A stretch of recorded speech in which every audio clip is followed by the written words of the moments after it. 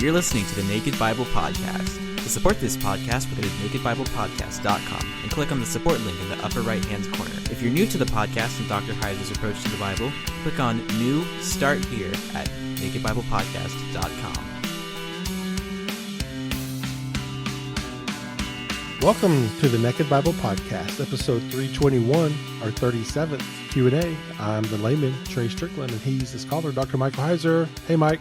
Hey. How you doing? Well, I'm doing pretty well. The fact that this is a Q&A, is actually kind of a good segue to an email I got this week. And I wanted to say something about it real quickly. And that is, we did a Q&A, it's over 100 episodes ago at this point.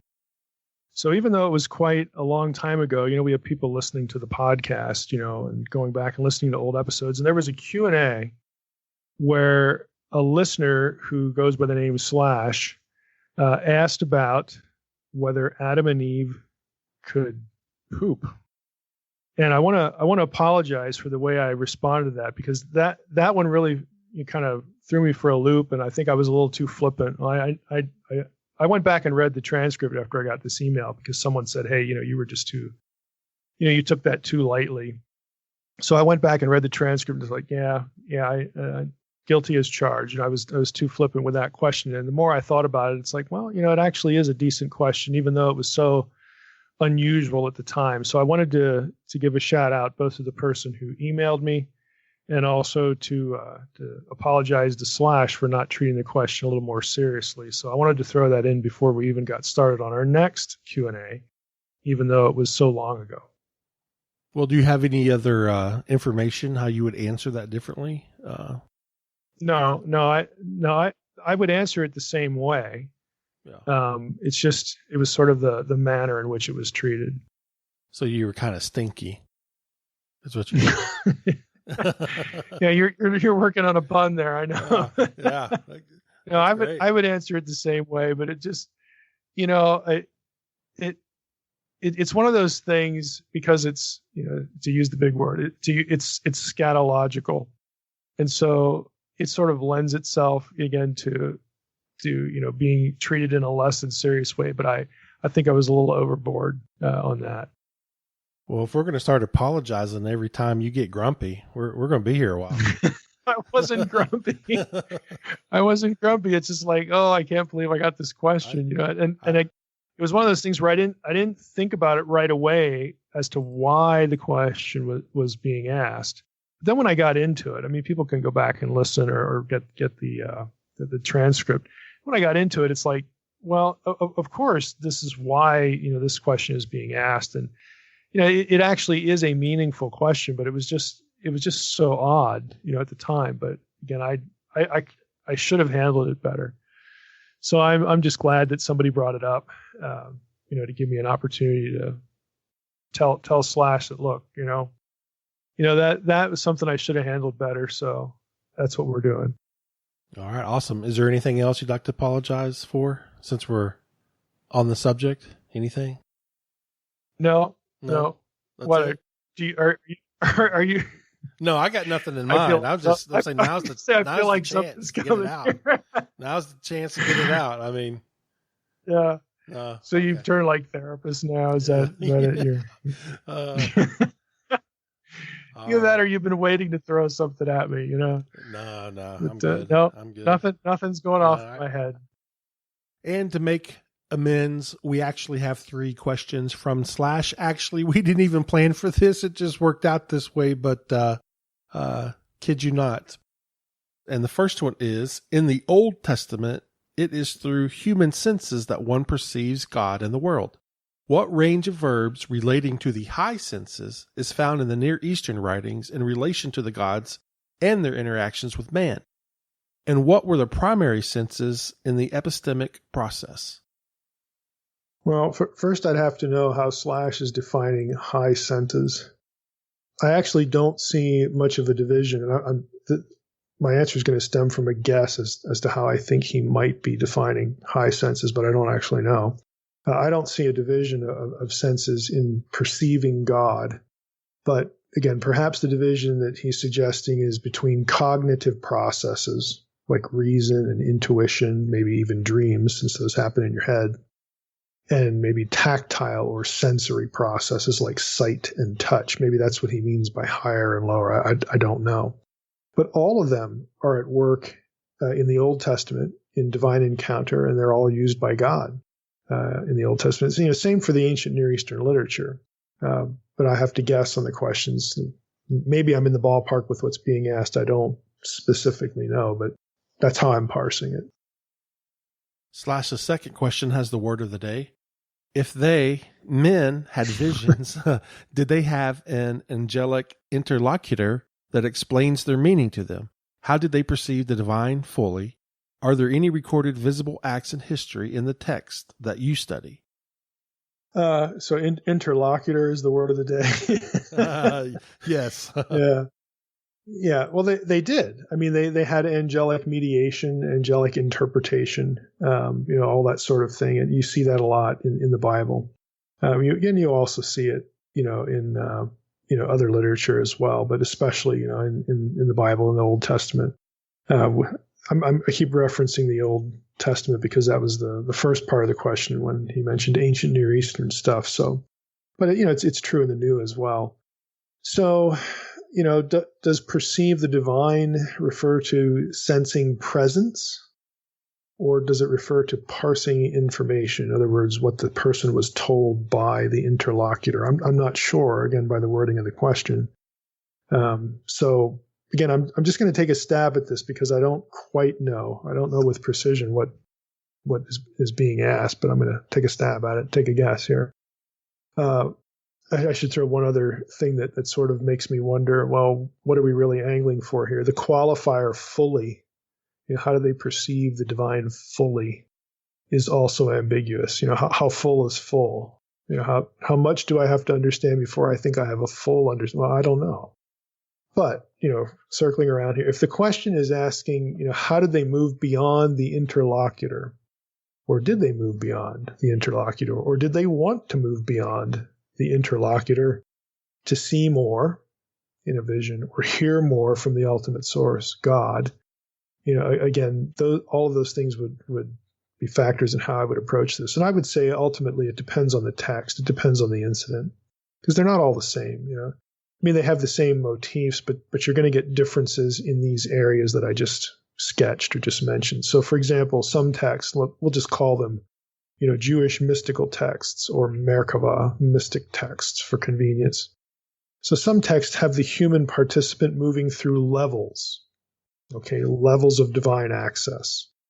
And usually, I would say overwhelmingly, with an escort, whether they're an interlocutor or an interpreter or not, they typically have an escort. Other texts have the human involved being so paralyzed by the experience, he doesn't want to go to any more levels. It's like, let's just stop right here. So, sometimes you get these levels and you get the sort of the wonderment that's increasing with greater access to the actual, focus of the divine world, which is the presence of God. And other times it's like, let's just stop. So it's a variable experience. There are all sorts of, other things going on. So, talking about this, how do they sense or perceive the divine? Well, there's lots of things that happen in these sorts of episodes, these encounters or these visions or these dreams, again, whatever they are. So there are all sorts of visible acts. And I'm sort of playing off the question. I think it had the word actions in it. There are movements. I mean, the person and his escort can move from point A to point B. Sometimes they like fly there. Sometimes they're just sort of there. But there's like motion, there's movement involved in some of these episodes. There are postures that are observed, archangels doing something or positioned in a certain way. There are gestures that figures in the vision do, God included. And of course, the heavenly host around him. There's worship, there's speech, there's sounds. There's even natural forces operating, in the divine world. Things like they hear the sound of wind, or they see fire, they feel heat, they hear the sound of waters. So there's lots of things going on. So it would just really depend on the particular episode or text in terms of how to answer the question. Interlocutor, a person who takes part in a dialogue or conversation. Yeah. There you go. There you go. All right. Slash also wants to know, was there a sight knowledge relationship between the gods and their people? Yeah, I would say, part of what we just said factors into this. If the knowledge of the divine world is mediated to people who sort of didn't go on the journey, think of somebody like Enoch here. He relates what happens to him, or the Apostle John in the book of Revelation. So that would be non-physical, even though it's cast in physical terms in so many ways. So the fact that those episodes, again, live in written literature, it communicates to readers both physical things and non-physical things, but of course they're not experiencing them directly. So for them, it would be a non-physical, experience. But ultimately, depending on who you are, both could be in play. I mean, certainly, again, in the Bible, ancient Near Eastern literature, there are stock patterns here of the way these things work, or the way these things sort of are described, might be a better way to put that. For those, Slash, of course, and anybody else who's listening to this, for those who are interested in this sort of thing, I'm just going to recommend a few books here. I'm doing this because these are not on my recommended book list on my website, so this is more specific. And maybe I'll put these there at some point. But if you want sort of a good academic overview of the kinds of things that are in this question, or that relate to this question, I would suggest a few. There's a book called The Origins of Jewish Mysticism by Peter Schaeffer. There's one called Paradise Now, Essays on Early Jewish and Christian Mysticism. It's by April DeConnick. She's the editor for that. I'm sure she makes a contribution too. Be advised, and again, this isn't a pejorative because April would be very warm to this, but she's a Gnostic. But that's an excellent book. Again, it's the Society of Biblical Literature book. It was a symposium. There's another one called Flights of the Soul. The subtitle is Visions, Heavenly Journeys, and Peak Experiences in the Biblical World. It's by John Pilch. That's Pilch. Another book called Death, Ecstasy, and Otherworldly Journeys. It's by John Collins.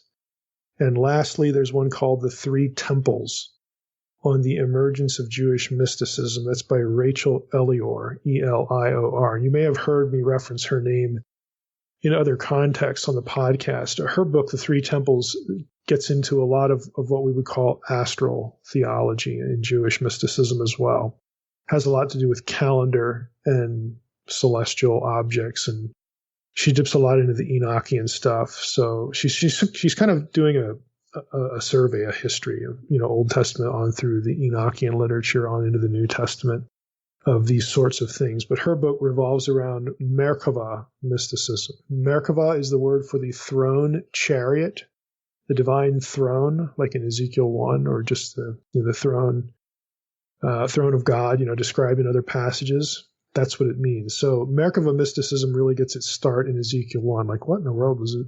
What was that all about? Well, there's lots of speculation, lots of mystical thinking about the meaning of that chapter, and also even the meaning of the elements, four faces, the cherubim, all that kind of stuff. So it was a chapter that led to a lot of speculation. And there's a whole history of that, whole history of interpretation. And since, hint, hint, since Ezekiel 1, the four faces of the cherubim are the cardinal points of the zodiac, that actually meant something. It takes us into calendar. It takes us into constellations. It takes you into a lot of things. So I'll mention that title last. The other books that I mentioned before I got to Elior's book are really just about like heavenly journeys, these visionary experiences, these encounters, in that vein. But hers does some of that, but then it peels off into this other aspect of Jewish mysticism. So if you wanted a really technical book, you'd have to be able to read Hebrew for this on Ezekiel 1, the throne chariot. There's probably nothing better than David Halperin, Halperin, The Faces of the Chariot, Early Jewish Responses to Ezekiel's Vision. That is a scholarly work, very detailed, and you have to have the languages to deal with that. But those other books, again, You don't have to have training in the biblical languages to get most of the content there. So I'd recommend those. All right. Kimmy from Anderson, South Carolina is puzzled by two themes, if you will, in Judges.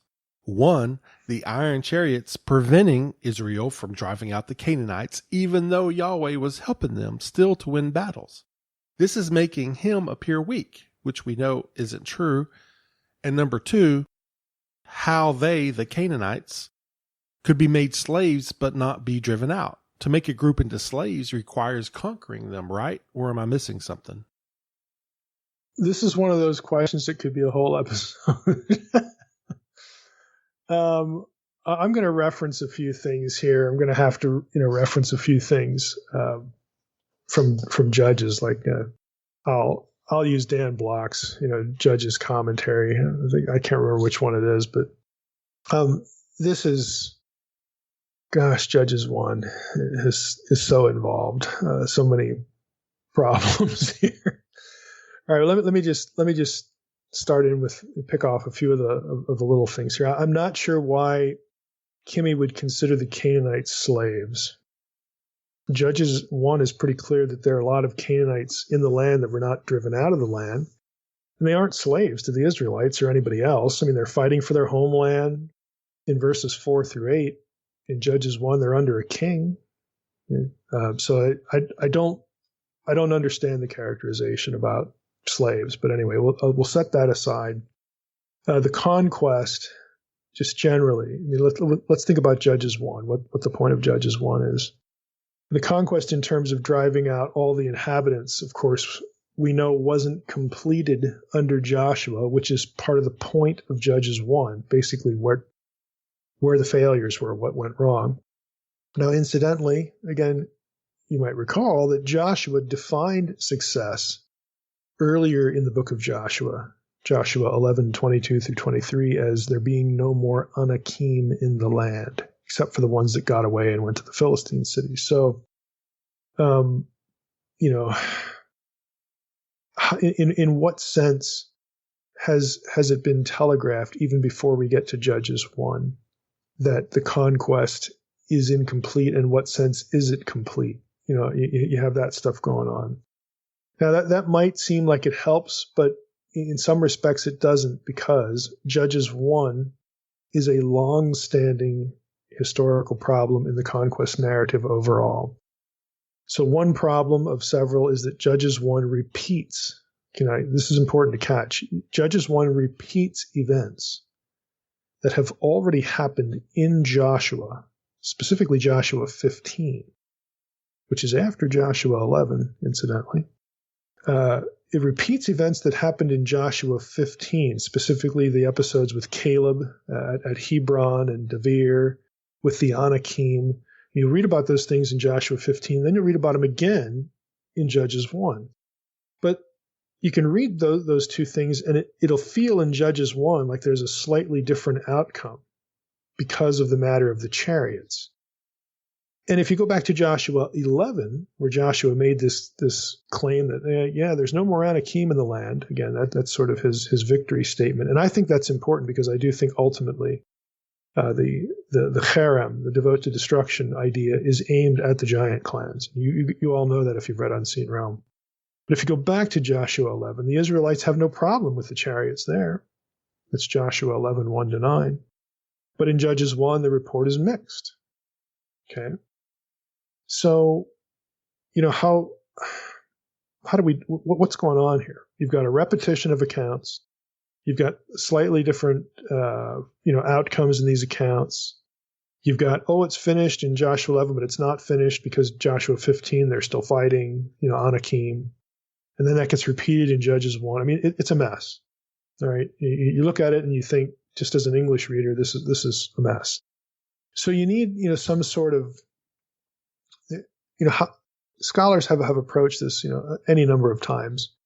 And there are ways to sort of understand why things are presented the way they are presented that help. They may not help in every respect, but they do help. So I want to, go to Block's commentary here. And he has a long discussion of these problems, and I'm just going to cherry pick a little bit of it.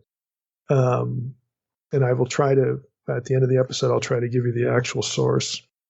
I think it's he's done a couple of these commentaries, so I don't want to guess here, but I'll just look it up quick when we get through this. But as far as what Block says, he kind of introduces the whole, the whole problem with Judges chapter 1 by giving us an overview before he even gets into the actual text itself. He does this in sort of an overview.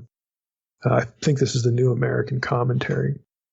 So he says, first, although it is generally recognized that Judges 1 is dependent on the narrative account of the conquest of Canaan found in Joshua 13 through 19, our text summarizes, recasts, and continues the story of the process of Israel's taking possession of the land of Canaan.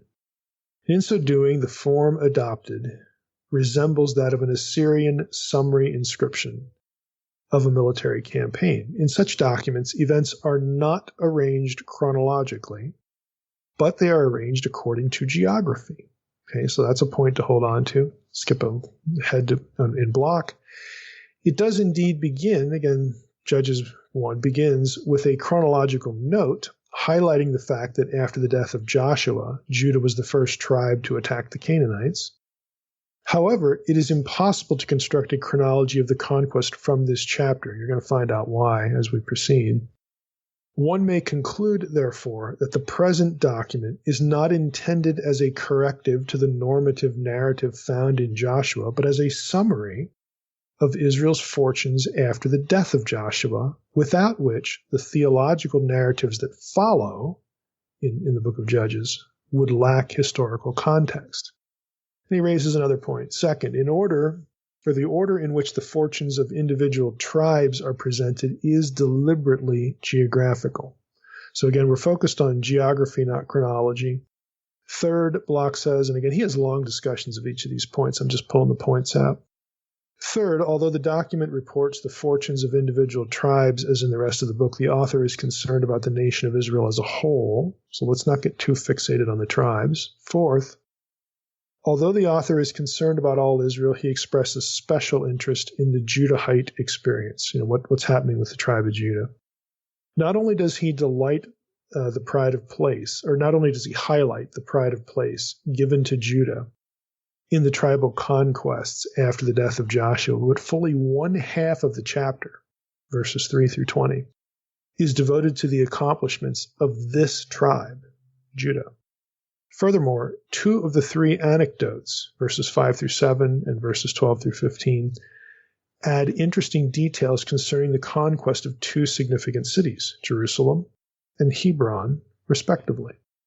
The narrator's emphasis on the positive achievements of Judah, now catch this point, which contrast with the reports of the failures of most of the other tribes, is often interpreted as a tendentious effort to glorify Judah and to lessen the stature of the northern tribes.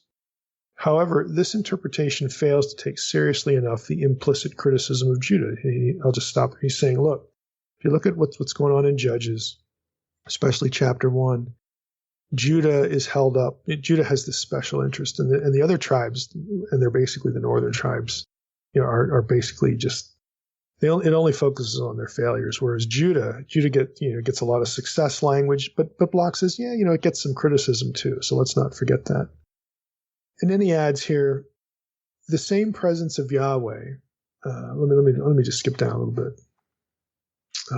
Okay, he comments on the chariots problem. He says, most seriously, the criticism of Judah is given for failing to take the lowlands because of the Canaanites' technological superiority. Verse 19, this is the reference to the chariots that Kimmy had brought up.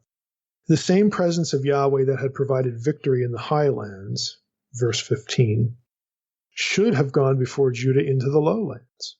After the conquest of a major city like Jericho, accompanied by Yahweh, again, verse 15, Israel should have found no enemy too great. Deuteronomy 7:1-5 more or less says that.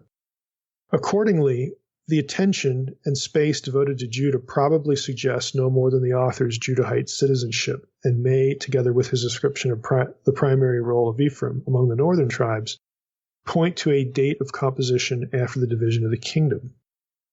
Seventh, the author has deliberately arranged and shaped the conquest summary to reflect the moral and spiritual decline evident in the rest of the book. The catalog of tribes begins with the most positive example, Judah, ends with the worst, the most negative, Dan. Now let me just stop there. What he's saying here is that, look, we got to think about geography. It's not about chronology, so it doesn't matter that Judges 1 is going to talk about things that happened back in Joshua. It's not about chronology, it's about geography.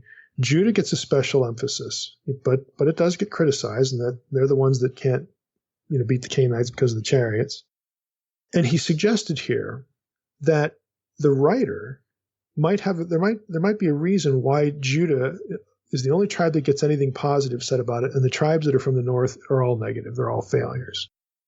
Now, what you might not be aware of, and he doesn't have a comment about authorship there, is that most people, whether they're evangelical or otherwise, believe that Judges, and Joshua for that matter, they're part of something scholars call the Deuteronomistic history, which is really Deuteronomy through 2 Kings, but you could say Joshua through 2 Kings, because Deuteronomy is still part of the Torah. That is the idea that all of this is written not only after the conquest, but after the monarchy fails, after the days of Solomon. It's written after the time of Solomon, because that's when the kingdom splits. The southern kingdom, which is Judah and little Benjamin, is where the Davidic dynasty is holed up, where it survives. And then the northern tribes, the 10 tribes in the north, are called Ephraim. Okay, that's the northern capital. They're the ones that go apostate immediately. So there's this rivalry between the north, the northern kingdom, and the south, southern kingdom, Judah. And so Bloch is saying the writer seems to be using a lot of this occasion to write this story to basically get at this rivalry and ultimately ask the question of how did this just all fail so terribly? How did this just go so wrong? So if he's living during the days of the divided monarchy, he wants his readers to know where the unfortunate, sad story gets its start. And that's what he's doing in Judges chapter 1. Now, if you read Judges, and Bloch has a nice table on this, you will actually see where there's some victory, okay? And then there's mostly defeat. And the victory, again, is going to go to Judah. But again, they do suffer their own loss. So he goes through all that introduction, and then he tries to get to the heart of the matter. And I'm going to confess, I'm not completely satisfied with where Bloch lands on this, but I'm going to read it to you anyway, and then I'm going to riff on it a little bit. So he says, the author ends his survey of Judahite fortunes, okay, in chapter 1, in the fulfillment of the divine mandate to take the land by offering a summary evaluation. Positively, they were able to wrest control of the hill country. Okay, so they did have some victories. Negatively, they were unable to take the river valleys because of the Canaanites' technological superiority, again, with the chariots. The infantry of Judah were unable to devise an effective strategy against these state-of-the-art military resources. Chariots were useless in the highlands of Judah. But in the valleys and the river plains, they proved a great advantage. Now that's important. I'm going to stop there because where the Israelites succeed, the chariots aren't a factor. Okay, so even though the enemy has chariots, like in Joshua, 15, or these other places in Joshua, I can't remember exactly where they are off the top of my head. But even though we get accounts from Joshua where the Israelites are successful, and then there's a comment about, the Canaanites had all these chariots, but Israel still wins. The conquest is still successful. Those victories in the highlands, you don't take chariots up into the mountains. Chariots are useless in the highlands, so they are not a factor. In the lowlands, in the plains, in the valleys, they're a big deal because then you can actually use them. Okay, so hold that thought in your mind. What I'm angling for here, and where I'm going to go, and I wish where Bloch would have gone, but he doesn't. Where I'm going to go with this is that, ultimately, when God promises, victory in the conquest, this isn't what he's saying. Hear, O Israel, you don't have to do squat. I'm just going to hand you the land. I'm God, and I can beat down all of these enemies. So, kick back, do stupid things, do nothing at all, and you're still going to win because I'm God and I'm bigger. that is not the case. In all of the conquest accounts, Jericho, I think, is an exception because it's the first one. God illustrates the fact that he is present in a dramatic way. But in the other accounts, Israel has to use strategy. They actually have to think about it. Like the incident with Ai, God even gives them a strategy. Okay. But Israel has to use strategy. Their people, their soldiers still have to be brave. They still have to go out into battle. They can't be morons on the battlefield. In other words, there's still a human element to this. This is not a passive conquest. Soldiers still have to be brave. Commanders still have to be intelligent. Your strategy still has to be coherent. Okay? And that's going to matter.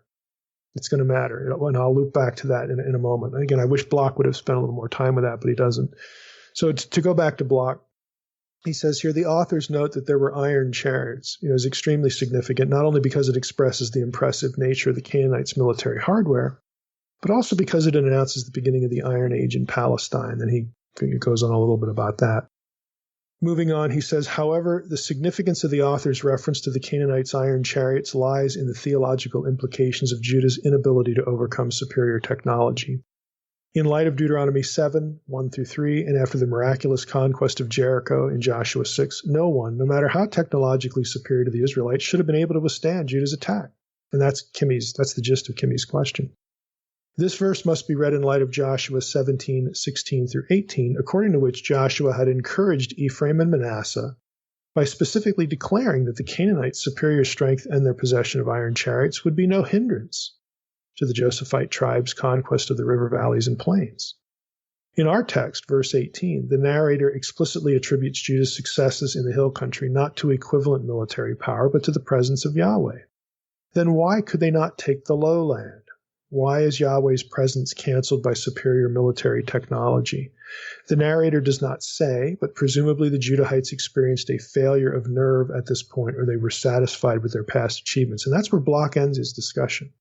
And I really don't find that very satisfying. So I'm going to riff on this a little bit. That sounds unsatisfactory. And it is. The fact is that we are not given an explanation. Let's just start there. All that's backdrop to Kimmy's question, to me sort of, approaching it. We're not given an explanation. So let's begin there. Everything, beyond that point is speculation. So we aren't told, for example, if there was some sort of unbelief rippling through Judah. We could surmise that based on the failure of a strategy in the lowlands that had worked in the hill country, apparently, or some sort of strategy. And that much is hinted at, but why would that matter? Why did God not give them a strategy like he had at Ai, for example? And again, we aren't told. We aren't told why God gave them a strategy at Ai, and he doesn't give them an alternate strategy here. Overall, however, I think the point that Block makes is it's worthwhile and shouldn't be missed. Jericho, I think it's fair to say, was unique in that it is the beginning of the conquest. It's the only part of the conquest where God does something miraculous. Have you thought about that? The rest of the conquest, we don't get like miraculous victories where people are just marching around armies and everybody falls over dead. No, it's human effort. Okay, there's a significant element of human effort. You got to have people. They have to go out to battle. They have to be brave. Okay. Every engagement, in fact, none of the other engagements is Jericho. Jericho's unique. So let's not use Jericho as a measuring stick, for this question or, for what, for the rest of the conquest. That is not only unfair, but it's also unwarranted because we don't get that in the text. So I think Jericho is unique because it's the beginning. God is going to show them that he is present. It's the only part of the conquest where God does something miraculous, basically to show he would be with Israel.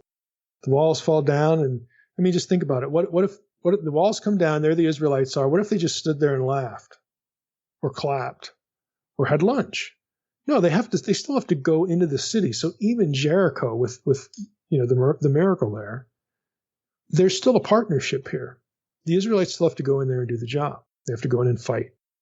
Every succeeding engagement has the Israelites fighting. At times we're given specific strategy. Again, my point is that God, saying he would be with Israel, doesn't remove the necessity of Israelite bravery or intelligence. God being with them didn't remove their role and activity. There's no, I'm with you so you can kick back, let me annihilate the Canaanites for you. That just doesn't happen. So the failure against the chariots could be read as the result of possibly an unworkable strategy. But then we're back to the same question. Why would that matter? Why did God not give them a better strategy? Again, we aren't told. So at this point, I'd only interject one other thing. Block mentions it, but I think it gets lost in the details of his commentary. Judges is a book, again, very likely written at a time after Saul, even after the United Monarchy. And Block talks about all the attention and space given to Judah over against, Ephraim. Judah, Ephraim, those are the two kingdoms after Solomon. So if we take that, seriously, it means that the book is written to explain how Israel went wrong. The book has to explain the rise of Saul, Israel's first and its awful king. So Judges explains why Israel needed a king. That's part of the book of Judges. It explains why Israel even needed one. And the book ends this way. In those days, there was no king in Israel. Everyone did what was right in his own eyes. So great. The reader would say, okay, you've convinced me. We needed a king. And now our kingdom, if you're living when the writer's writing, again, after the days of Solomon, now it's split in two. Wonderful. How'd that happen? Well, it happened because Saul versus David, ultimately. We had petty rivalries. This is where it began. The unity began to crumble. We had a king like Deuteronomy outlined. The Deuteronomy actually gives us rules for a king. So having a king wasn't evil or bad. It was the kind of king, and it was really why they were asking in 1 Samuel 8. We actually answered that in a previous Q&A. That's the issue that Samuel was getting at. They wanted a king who would go out and go in, go out to battle and come back in. They didn't want God to fight for them. They wanted, something else, to be like the other nations. So it seems like we had a good king for a while, David, but did we? Did David really follow the rules of Deuteronomy? You could look at the rules, don't multiply, armies, don't multiply wives, don't multiply wealth, all this kind of stuff. Solomon basically violated everything. David, you can get accused of all those things as well. So the whole thing's a mess. The whole experiment, has turned out to be a mess. And Judges, again, gives us a perspective as to where the mess started. That's what Judges wants us to know. We aren't told why God let the failure happen or didn't intervene. That isn't the point of Judges. It's just telling you, here were the cracks. Here the cracks started to show up. We can read between the lines. As Block suggested, we can say the Israelites gave up. They got tired. We can make up reasons why, God wouldn't have been with them or wouldn't have helped them. Because God wasn't going to just remove the Canaanites. And that's how Judges 1 ends. The Israelites just capitulate. They give up. And I think that's an important point too. It's not just the chariots. If the only failure here was the chariots, then I think Kimmy's question would be the most challenging it could be. But it's not just the chariots. If you read the end of the book of Judges, they just give up. They intermarry. They're content with what they have. They tribe after tribe after tribe, they just give up. There's no mention of chariots anywhere else. So it's really not the chariots. This reflects, again, something bigger than chariots. There's something going on where in the face of resistance and in the face of defeat in certain skirmishes, they just come to the point where apparently they just don't believe or they don't care. And they just give up. So Judges 1:19, with the reference to the chariots, is actually an outlier in the problem. It's not the problem. It's an outlier. Let's add one more element, Judges 2. Okay, the second chapter. This is where the angel of Yahweh shows up and tells them that he isn't going to lift a finger in response to their failure. And if you read the end of Judges 1, let's say Judges 1 around verse 27 through the end of the chapter, where tribe after tribe after tribe just gives up, you could read what the angel says as essentially saying, you've given up. I'm not doing the job for you. I'm out of here. There will be no Jericho. Yeah, we're not doing a miracle here. There will be no Jericho. In other words, you have to do this. You can't fear. Okay, you can't give up. Even when you lose. I mean, hey, there were some losses, earlier, okay? Even when you lose, you cannot give up. You must persist in doing the thing God wants you to do. He is not going to do it for you. Ultimately, I realize that doesn't really resolve the question, but it does put the question into something of a different context. And by the way, when you hit Judges 2, let me just throw verses 6 through 10 at you, and you'll see why you can't do chronology in these chapters. Remember Judges 1:1? Let me just read you Judges 1:1. Let's start there.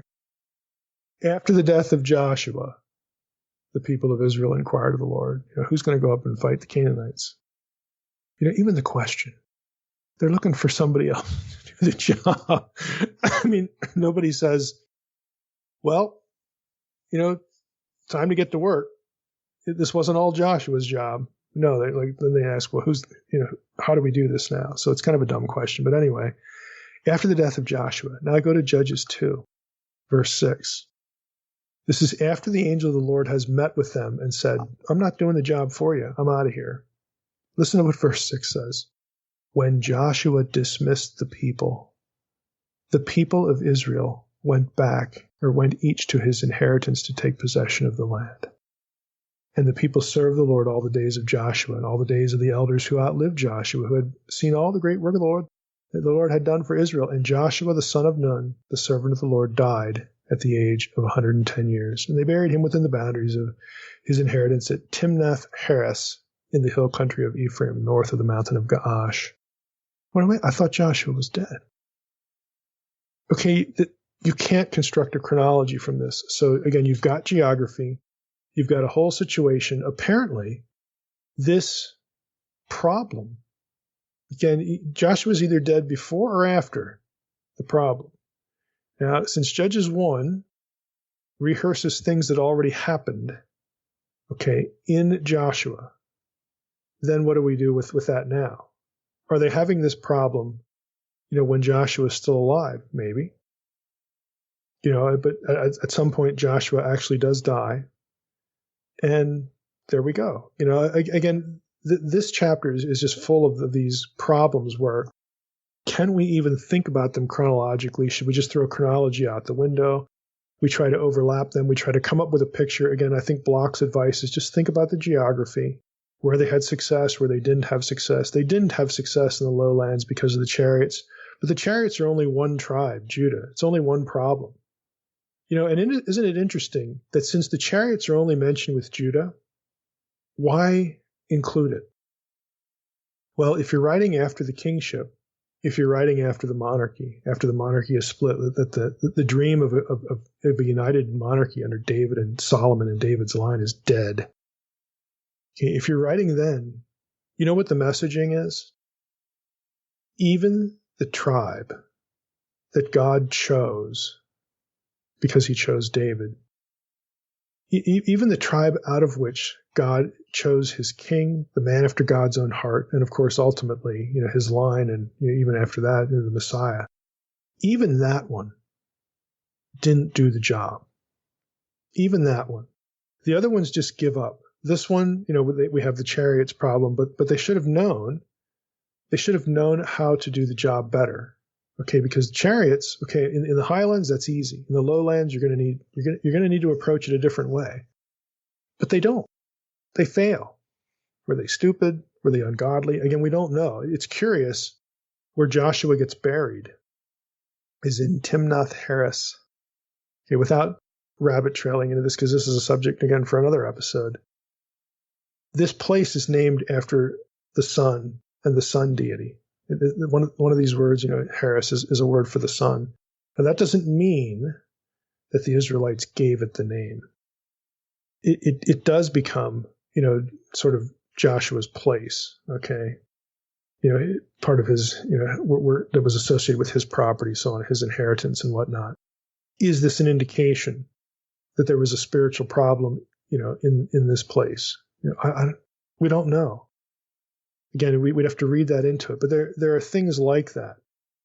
Ultimately, there are things in this chapter, the first two chapters, that raise questions about their willingness to do the job, possibly their spiritual commitment. Again, we just don't know. There are just things, there are undercurrents that might contribute, as to why things worked out the way it worked out. We just don't know. Let's move on. I'm going to read one more passage. This is what happens later in chapter 2. Again, we can't read this chronologically. So since everything up to this point, from 1:1 to chapter 2, verse 10, it's not a chronology, because is Joshua alive or dead? We don't know. There's stuff that's repeated that happened in Joshua's day. Again, it's not chronology. It's a summary, and ultimately it's about geography. But if that's true, if it's not chronological, then listen to these next few verses, and we're going to end with this. Maybe this really was the state of affairs with Judah and with everybody else in real time. In other words, this isn't something that happened after the failure. This is something that explains the failure. Here's Judges 2:11 through 15. And the people of Israel did what was evil in the sight of the Lord and served the Baals. And they abandoned the Lord, the God of their fathers, who had brought them out of the land of Egypt. They went after other gods, from among the gods of the peoples who were around them, and bowed down to them. And they provoked the Lord to anger. They abandoned the Lord and served the Baals and Ashtaroth. So the anger of the Lord was kindled against Israel, and he gave them over to plunderers who plundered them, and he sold them into the hands of their surrounding enemies, so that they could no longer withstand their enemies. Whenever they marched out, the hand of the Lord was against them for harm, as the Lord had warned, and as the Lord had sworn to them, and they were in terrible distress. Now we read that as chronology. What happens in chapter 2, verses 11 and 15? That's not the explanation for why they couldn't win with the chariots. Maybe it is. Maybe it is. Because these chapters defy chronology, for the reasons that we've just overviewed here. And I know that this was a long answer, but you have to be sensitized as to what's going on in this first chapter. And it's a fundamental point. It defies chronological reconstruction. So we have to throw that out the window and think the thought that maybe all of this is sort of simultaneous. Maybe all of this is going on both before and after Joshua dies. And if it is, good grief, that would explain why they give up, why they don't care. It would explain why God isn't with them in the matter of the chariots. Again, it's just that we have to, again, be alerted to the fact that we might not want to read this chronologically, and that might produce, an answer. Again, none of it's for sure, but it is certainly, on the table as a way, again, to process this question, which again is quite involved. But there it is. Again, so that might be really the solution, to throw the chronology out the window and say all of this is going on at the same time. A little bit before Joshua died, after he died, it goes south. It just goes south. And even Judah, the tribe, from which God is going to select the man after his own heart, even Judah falls victim to this. So again, that would be my take on it. It's very long. I understand it's almost an episode itself, but there you go. Thanks, Kimmy, for that question. That was a good one. Thanks for that episode. Thanks, Kimmy. Kimmy.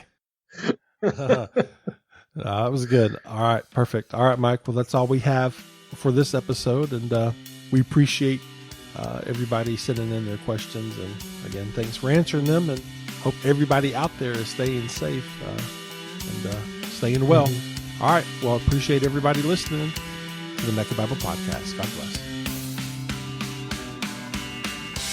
Thanks for listening to the Naked Bible Podcast. To support this podcast, visit www.nakedbibleblog.com. To learn more about Dr. Heiser's other websites and blogs, go to www.drmsh.com.